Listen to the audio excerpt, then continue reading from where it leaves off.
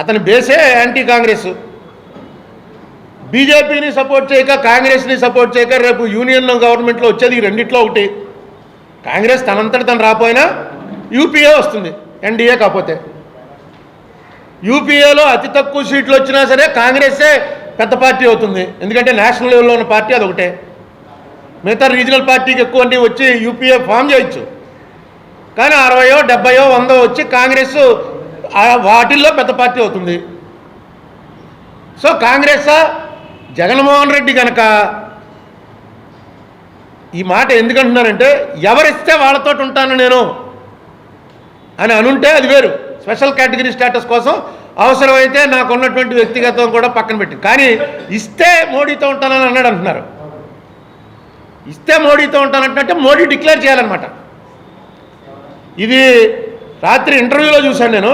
అంచేత ఇది ఆలోచించి చెప్పింది తప్ప ఎక్కడో యథాలాపంగా చెప్పింది కాదు. మొన్న ఒక చోట ఎక్కడో పెన్షన్ చంద్రబాబు 2000 ఇస్తేనే 3000 ఇస్తాను అన్నట్ట. అదేదో ఆ టైంకి అలా అనేసాడు. ఇది కూడా అలా అనేసాడేమో అనుకున్నాను. కాదు, ఇది ఇంటర్వ్యూలో నేషనల్ ఛానల్ ఏదో టైమ్స్లో దేనికో ఇంటర్వ్యూ ఇచ్చి ఆ ఇంటర్వ్యూలో చెప్పాడు. సో స్ట్రాటజిక్గా ఆలోచించి చెప్పింది ఇది.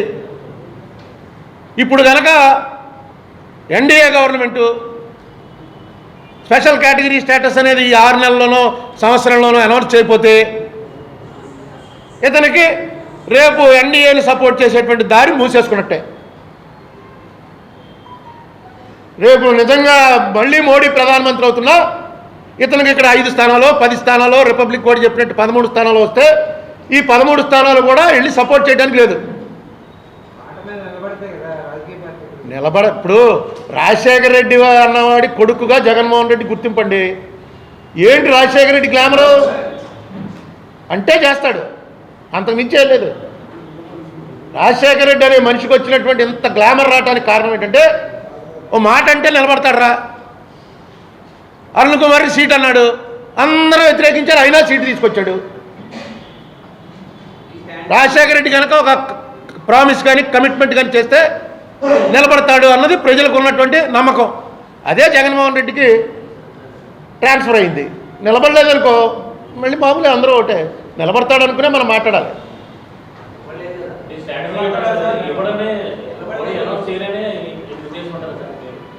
మోడీ అనౌన్స్ ఎలా చేస్తాడు? అది ఇప్పుడు గవర్నమెంట్ స్ట్రాంగ్గా ఉండి చంద్రబాబు బాగున్నప్పుడే ఇవ్వనటువంటి వాళ్ళు, అది కూడా చంద్రబాబు నాయుడు గారు లెటర్లో రాశాడు. ఒక్క స్పెషల్ కేటగిరీ స్టేటస్ ఇవ్వమని మోసం చేయడం కాదు, ఇంకో దెబ్బ కూడా వేశారు. ఆ దెబ్బ కూడా ఈయన లెటర్లో రాశాడు. ఏమని, మార్చి 2017 మార్చిలో క్యాబినెట్ అప్రూవ్ చేసిందిట. ఏమని, ఈఏపీ కింద ఎక్స్టర్నల్లీ ప్రాజెక్ట్స్ ఉంటాయి కదా, ఆ ప్రాజెక్ట్స్ కింద వీళ్ళకి స్పెషల్ కేటగిరీ స్టేటస్ తీసేసాం కాబట్టి దాని బదులుగా state computation of ₹16,447 crores for 5 years if special category was given. This was to be compensated through EAP route. This is approved by the cabinet, union cabinet. 16,447 కోట్లు EAP కింద వస్తుంది. EAP అంటే external project అంటే 90:10 దాని కింద రావాల్సింది మీకు ఉంది, ఇది ఇచ్చేస్తాం మీకు, స్పెషల్ కేటగిరీ ఇవ్వం అని చెప్పో లెక్కేసి క్యాబినెట్లో పాస్ చేశారు. అది కూడా ఇవ్వలేదు అని రాశాడు. స్పెషల్ కేటగిరీ ఇవ్వలేదు. 16,447 15/3/2017 యూనియన్ క్యాబినెట్ క్లియర్ చేసింది దీన్ని. 16,447 కోట్ల 5 ఏళ్లకి ఈఏపీ కింద వచ్చేది, అవి కూడా ఇవ్వలేదు.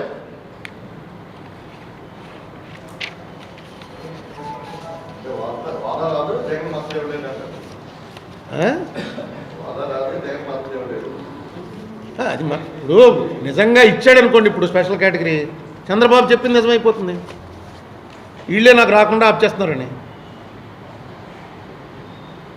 మోడీ అన్నవాడు ఇచ్చేసాడు అనుకోండి, అనౌన్స్ చేసాడు అనుకోండి, రేపు ఈ స్టేట్లో చంద్రబాబు అతను ఇద్దరు సపోర్ట్ చేయాల్సిన పరిస్థితి. ఇద్దరు అయితే చేయలేరుగా, అసెంబ్లీ దెబ్బలాడుకోవాలిగా. ఈ రాష్ట్రంలో ఈవేళ ఉన్న పరిస్థితులు ఈ దేశంలో ఎప్పుడూ ఏ రాష్ట్రంలో రాలేదు. ఎందుకంటే ఇప్పుడు ఈ రాష్ట్రంలో బీజేపీ కేంద్ర ప్రభుత్వానికి ఎగెనిస్ట్ పార్టీ ఎవరు చెప్పండి? కాంగ్రెస్, కమ్యూనిస్టులు. జగన్మోహన్ రెడ్డి సపోర్ట్ చేశాడు, చంద్రబాబు నాయుడు పార్టీ సపోర్ట్ చేశారు. 25 మంది ఎంపీలు వాళ్ళకి సపోర్టే, 175 మంది ఎమ్మెల్యేలు వాళ్ళకి సపోర్టే. ఇంకో పార్టీ లేదు. రేపు ఎలా వస్తుందో చూడాలి. స్పెషల్ కేటగిరీ స్టేటస్ వస్తుంది అంటే ఇస్తే సపోర్ట్ కదా అన్నది. ఇస్తానంటే సపోర్ట్ కాదు, ఇస్తే సపోర్ట్ అని చూడాలి. ఇది ఎలా ఉంటుంది, ఎందుకన్నాడు ఆ మాట?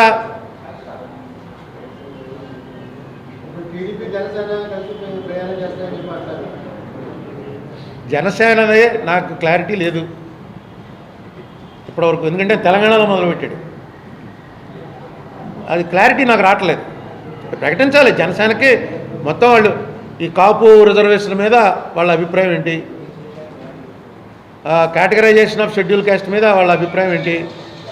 ఇప్పటివరకు ఆయన స్పష్టంగా అభిప్రాయం చెప్పింది జనసేన స్పెషల్ కేటగిరీ స్టేటస్ గురించి చెప్పాడు. స్పెషల్ కేటగిరీ స్టేటస్ వరకు ఖచ్చితంగా ఇచ్చి తీరవలసిందే అని చెప్పాడు. సో ఆయన బీజేపీతో కలిసి వెళ్ళడం అనుకోవాలి, ఇవ్వాల్సింది వాళ్ళు కాబట్టి. మిగతా అన్నిటి మీద రావాలి. ఇంకా ఆయన నేను ప్రిపేర్ అవుతున్నాను అని చెప్తున్నాడు కాబట్టి అప్పుడే మనం అందుకే దాని మీద నేను కామెంట్ ఎందుకు చేయనంటే వాళ్ళు క్లారిటీగా వాళ్ళ అభిప్రాయం అంటే చెప్పినప్పుడు కదా మనం కామెంట్ చేసేది. ఇప్పటివరకు అతను ఏం చెప్పలేదు. వీటన్నిటి మీద రేపు నుంచి అడగటం స్టార్ట్ చేస్తారు. అడిగినప్పుడు ఆయన ఇది నా ఎజెండా అని చెప్పాలి. చెప్పినప్పుడు అందులో ఉన్న తేడాలు ఉంటే మనం దాన్ని ప్రశ్నించవచ్చు. ఈవేళ అన్ని పేపర్లో హెడ్లైన్స్ ఏంటి? 67% భారత ప్రజానీక ఆదాయం 1% పెరిగిందిట. మిలియనియర్లు ఏమో ఎప్పుడూ లేరు మనకి, బిలియనియర్లు. వాళ్ళు రోజుకోళ్ళు పెరిగిపోతున్నారు. వరల్డ్ మొత్తంలో ఉన్న బిలియనియర్స్లో 5% ఆఫ్ బిలియనియర్స్ ఇండియా నుంచే వచ్చారు. ఇంతకుముందు ఎప్పుడు లేదు ఈ పరిస్థితి. ఈ పేదవాడికి ఏదో రాశాడు, అమెరికాలో కూలి పని చేసుకునేవాడికిను ఒక చీఫ్ CEO ఆఫ్ ఎ కంపెనీకి మధ్య, ఈ కూలి పని వాళ్ళు చేసేవాడి జీతానికి వాడి జీతానికి మధ్య ఏంటంటే 1 సంవత్సర జీతానికి సమానంట ఆ CEOది. కూలి పని చేసుకునేవాడు సంవత్సరంలో ఎంతైతే సంపాదిస్తాడో ఆ CEO 1 నెలలో అంత సంపాదిస్తాడు, 1 రోజులో. ఇక్కడ కూలి పని చేసేవాడు సంపాదించేదానికి CEO సంపాదించేదానికి 921 సంవత్సరాల 941 ఏళ్ళు తేడా. అది ఏ పార్టీకైనా మొట్టమొదటి చెప్పవలసింది ఈ డిస్పారిటీస్ తగ్గించడానికి ఏం చేయబోతున్నావు. నీకు రాజశేఖర రెడ్డి అన్నవాడిని దేవుడని ఎందుకన్నారంటే ఆయన ఎజెండా ఇది. వాడు చదువుకోవడానికి ఫ్రీగా డబ్బులు ఇవ్వాలి, వాడు ఉండడానికి ఒక ఇల్లు ఇవ్వాలి, వాడు హాస్పిటల్కి వెళ్తే వైద్యం చేయించాలి. ఇవన్నీ పెట్టినట్టయితే వాడు కూడా వచ్చి మెయిన్ స్ట్రీమ్లో కలవడానికి నెమ్మదిగా బిలో పవర్టీ లైన్ నుంచి మిడిల్ క్లాస్కో లోవర్ మిడిల్ క్లాస్కో అలా రావడానికి అవకాశం ఉంటుందని ఆలోచన చేశాడు. చేసి లక్కీగా ఆ టైంలో పెద్ద భూమి ఉంది, డబ్బు కూడా బాగా వచ్చింది. ఆ 5 ఏళ్లలో చేయగలిగాడు కొన్ని పనులు. ఇది జనం చూశారు కాబట్టి ఆయన అలా దేవుడి కింద పెట్టారు. ఈ టైప్ ఆఫ్ థింకింగ్ పార్టీల్లో వచ్చిన రోజున డెఫినెట్గా ఆ ఎజెండాతో రావాలి. ఇవాళ అదే ఈ పేపర్లో కొంచెం లోపల తిప్పితే 9.5 lakh crores ఏది non performing accounts 9.5 lakh crores మన ఇండియాలోనే ఉన్నాయి. ఆయన స్విస్ బ్యాంక్ నుంచి తెచ్చి ఒక్కోడికి 15 లక్షలు వేస్తానన్నాడు మోడీ గారు. స్విస్ బ్యాంక్ నుంచి తేవక్కర్లేదు. వీళ్ళందరూ చిన్నవాళ్ళు ఏం కాదు, చాలా పెద్దవాళ్ళే. ఈ NPAల లిస్టు చూస్తే విచిత్రం ఏంటంటే ఆ లిస్టు బయట పెట్టకూడదుట. సుప్రీంకోర్టు అడిగింది, పెట్టండి అయ్యా లిస్టు బయటకని. అబ్బాయి మేము పెట్టకూడదండి అని. నువ్వో నేను 10,000 మాత్రం తేడా వచ్చిందా పేపర్లో పెద్ద అడ్వర్టైజ్మెంట్ వేసి మన ఇంటి దగ్గర వచ్చి డబ్బు కొడతారు. కావురిది కనీసం వాళ్ళు వచ్చి గొడవ చేశారు ఇంటి దగ్గర. ఈ అంబానీ ఆదానీ ఈ లెవెల్లో ఉన్నటువంటి బాకీలు ఉన్నాయే, ఈ బాకీలు బయట పెట్టడం కూడా ఆ బ్యాంకింగ్ యాక్ట్కి విరుద్ధంట. సుప్రీంకోర్టుకి చెప్పారు ఆ మాట. మనం నువ్వు నేను అడిగితే బయట పెట్టరు. సుప్రీంకోర్టుకి 51 పేర్లు ఇచ్చారు సీల్డ్ కవర్లో. ఈ బయట ఎందుకు పెట్టకూడదు అని అడిగాడు జడ్జి గారు పైన కూర్చుని. అమాయకుడు అవడం అడిగితే నోనో మన యాక్ట్ ప్రకారం బయట పెట్టకూడదు అలా లోపల ఉంచవలసిందే. మరి ఈ యాక్ట్లు ఏంటో ఎప్పుడు మారుతాయి?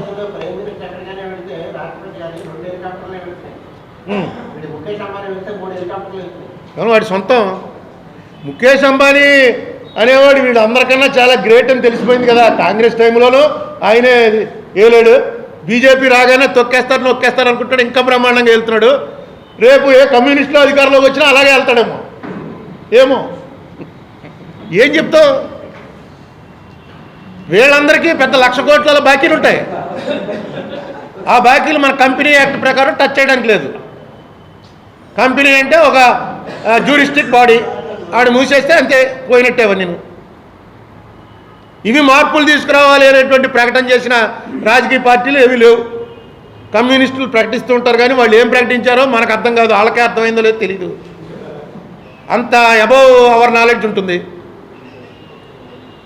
హాయ్ ఫ్రెండ్స్, మా టుడే టుమారో యూట్యూబ్ ఛానల్ చూస్తున్నందుకు చాలా థ్యాంక్స్. మరిన్ని లేటెస్ట్ వీడియోస్ కోసం వెంటనే సబ్స్క్రైబ్ చేయండి. అలాగే ఈ బెల్ని కూడా రింగ్ చేసేయండి. మా నోటిఫికేషన్స్ అన్ని మీ మొబైల్లో వస్తాయి. అలాగే మా వీడియోస్ మీకు నచ్చితే లైక్ చేయండి, షేర్ చేయండి, నచ్చకపోతే కామెంట్ చేయండి.